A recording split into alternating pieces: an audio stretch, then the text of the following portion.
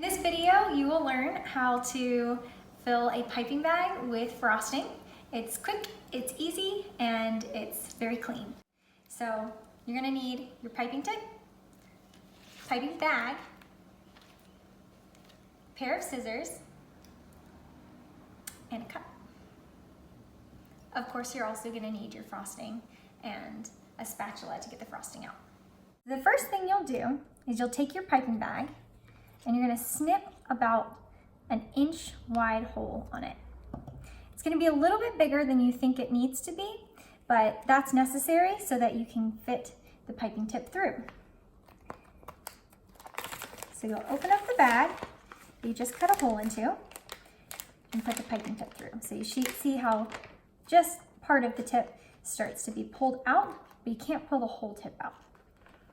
The next thing you'll want to do is take your cup and put your piping bag with the tip into the cup.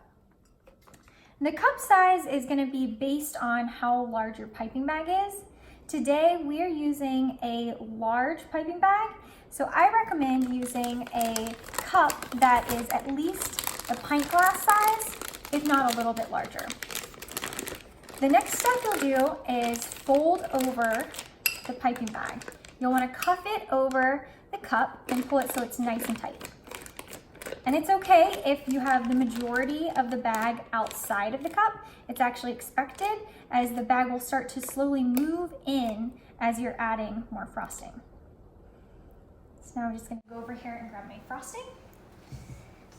So now that your piping bag, tip, and cup are in place, you will start to put the frosting in. So you can scoop it out with your spatula, and then you're gonna just scrape it off on the side of the cup. And this is really effective because it allows you to put all the frosting into the bag, but it doesn't put it anywhere close to where your hands are gonna be once you've finished filling it. Kind of move the bag in a little bit to make space for more frosting.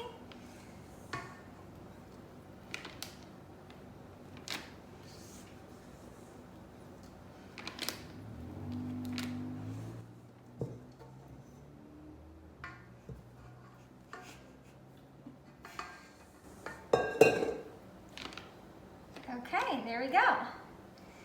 So now that you have your frosting in your bag inside of the cup, you're gonna actually roll the cup back out over your piping bag. And you're gonna take the bag and twist at the top and start to burp it, is what it's called, to get any of the air bubbles out. Now your piping bag is ready for you to frost cupcakes, cookies, or a cake, whether it's a recipe with Bake Eat Love Box or a recipe of your own. Happy baking!